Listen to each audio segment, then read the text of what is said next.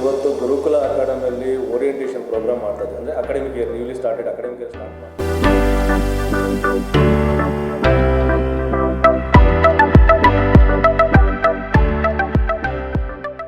ಏನೇ ಡೌಟ್ಸ್ ಇದ್ರು ನಾವು ಎಷ್ಟು ಸಾರಿ ಕೇಳಿದ್ರು ಲೆಕ್ಚರರ್ಸು ತುಂಬ ಫ್ರೆಂಡ್ಲಿ.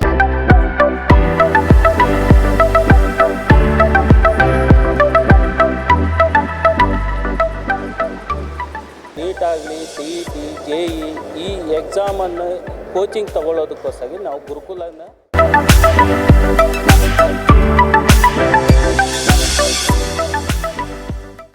ನಾವು ಯಾವ ಟೈಮಲ್ಲಿ ಡೌಟ್ಸ್ ಕೇಳಿದ್ರು ಆನ್ ಟೈಮ್ ಕ್ಲಿಯರ್ ಮಾಡ್ತಾರೆ.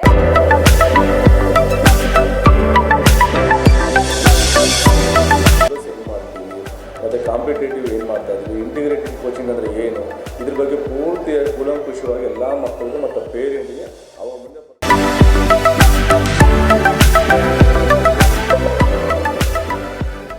ಚೆನ್ನಾಗಿ ಕೊಡ್ತಾರೆ. ಮತ್ತು CET ಕೂಡ ಅದೇ ಥರ ಪ್ಯಾರಲಲ್ ರನ್.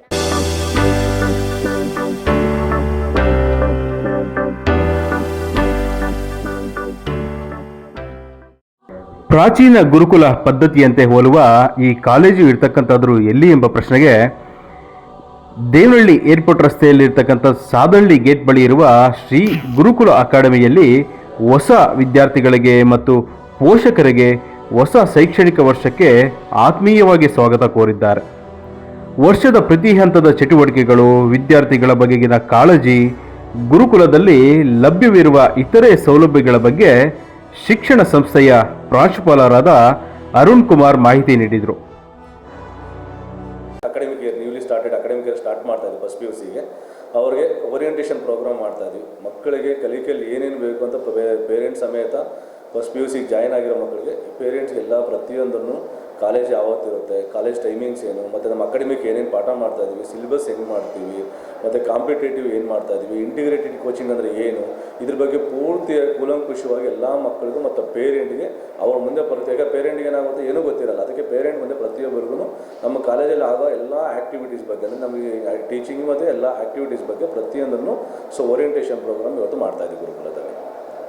ಸರ್, ಮಕ್ಕಳಿಗೆ ಪ್ರತಿಯೊಬ್ಬ ಮಕ್ಕಳಿಗೆ ಬರೀ ಟೀಚಿಂಗ್ ಬರೀ ಪಾಠ ಮಾರ್ನಿಂಗ್ ಟು ಈವ್ನಿಂಗ್ವರೆಗೂ ಬರೀ ಪಾಠ ಅಂತ ಹೋಗ್ತಾ ಇಲ್ಲ sir. So Monday to Saturday classes ಏನಾಗುತ್ತೆ ಅದಾದಮೇಲೆ ಪ್ರತಿಯೊಬ್ಬ ಮಕ್ಕಳಿಗೂ ಆ್ಯಕ್ಟಿವಿಟೀಸ್ನ ನಾವು ಮಾಡ್ತಾ ಇದ್ದೀವಿ. ಯಾವ ಆ್ಯಕ್ಟಿವಿಟೀಸು ಅವ್ರಿಗೆ ಸ್ಪೋರ್ಟ್ಸ್ ಯಾವಾಗ ಬಿಡಬೇಕು ಅಂದರೆ ವೀಕ್ಲಿ ಟ್ವೈಸ್ ಸ್ಪೋರ್ಟ್ಸು ಮತ್ತು ಕಲ್ಚರಲ್ಲು ಮತ್ತು ಇದು ಪ್ರತಿಯೊಬ್ಬ ಮಕ್ಕಳಿಗೂ ಅವರವರ ಟ್ಯಾಲೆಂಟ್ನ ಅದನ್ನು ಗುರುತ್ಕೊಂಡು ಪ್ರತಿಯೊಬ್ಬರಿಗೂ ನಾವು ಅದನ್ನು ಇನ್ವಾಲ್ವ್ ಮಾಡಿ ಅವ್ರನ್ನ ಎಲ್ಲರೂ ಪಾರ್ಟಿಸಿಪೇಟ್ ಮಾಡೋ ಥರ ಮಾಡ್ತೀವಿ. ಮತ್ತು ಸ್ಟೇಜ್ ಫಿಯರ್ ಮಕ್ಕಳಿಗೆ ಕೆಲವರಿಗೆ ಎಕ್ಸ್ಪೀರಿಯನ್ ನಮ್ಮಲ್ಲಿ ಹಳ್ಳಿ ಮಕ್ಕಳಿರೋದ್ರಿಂದ ಸ್ಟೇಜ್ ಫಿಯರ್ ಕಡಿಮೆ ಇರೋದ್ರಿಂದ ಅವ್ರಿಗೆ ಆ ಸ್ಟೇಜ್ ಫಿಯರ್ ಬರಲಿ ಅಂದ್ಬಿಟ್ಟು ಪ್ರತಿಯೊಬ್ಬರು ಎಲ್ಲರನ್ನೂ ಆ್ಯಕ್ಟಿವಿಟಿಯಲ್ಲಿ ತೊಡಗೋಕ್ಕೆ ಇನ್ವಾಲ್ವ್ಮೆಂಟ್ ಮಾಡ್ತಾ ಇರ್ತೀವಿ.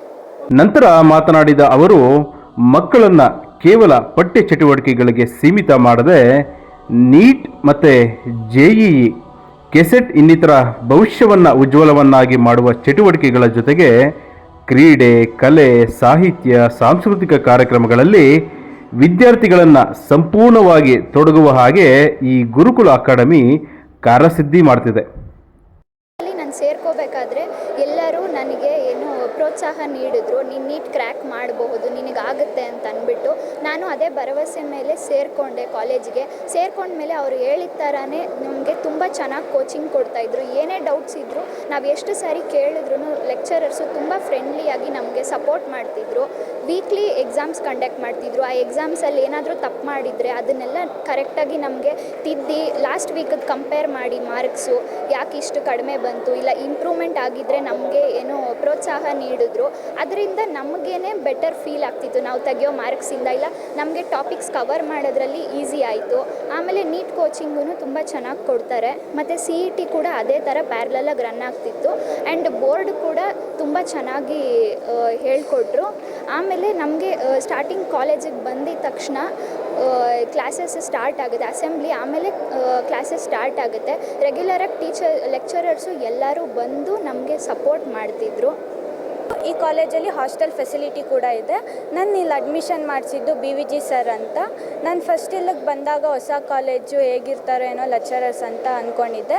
ಬಟ್ ಇಲ್ಲಿ ಬೆಸ್ಟ್ ಲೆಕ್ಚರರ್ಸ್ ಇದ್ದಾರೆ. ನಾವು ಯಾವ ಟೈಮಲ್ಲಿ ಡೌಟ್ಸ್ ಕೇಳಿದ್ರು ಆನ್ ಟೈಮ್ ಕ್ಲಿಯರ್ ಮಾಡ್ತಾರೆ. ಅವರು ಯಾವತ್ತೂ ಇಲ್ಲ ಅಂದಿಲ್ಲ. ಮತ್ತು ಇನ್ನೊಂದು ಸಲ ಲೆಸನ್ ಮಾಡಿರಿ ಅಂದರೂ ಅವರು ಇಲ್ಲ ಅಂತ ಹೇಳಿಲ್ಲ. ನಮಗೆ ಯಾವಾಗ ಕೇಳಿದ್ರು ಮಾಡಿದ್ದಾರೆ. ಮತ್ತು ಸೀನಿಯರ್ ಲೆಕ್ಚರರ್ಸ್ ಅಲ್ಲದೆ ಇಲ್ಲಿ ಜೂನಿಯರ್ ಲೆಕ್ಚರರ್ಸು ಇರ್ತಾರೆ. ಸೀನಿಯರ್ ಲೆಕ್ಚರರ್ಸ್ ಹತ್ರ ನಮ್ಮ ಕೈಯಲ್ಲಿ ಕೇಳೋಕ್ಕಾಗಿಲ್ಲ ಅಂದರೆ ಜೂನಿಯರ್ ಲೆಕ್ಚರರ್ಸ್ ನಮ್ಮ ಡೌಟ್ಸ್ನ ಕ್ಲಾರಿಫೈ ಮಾಡ್ತಿದ್ರು.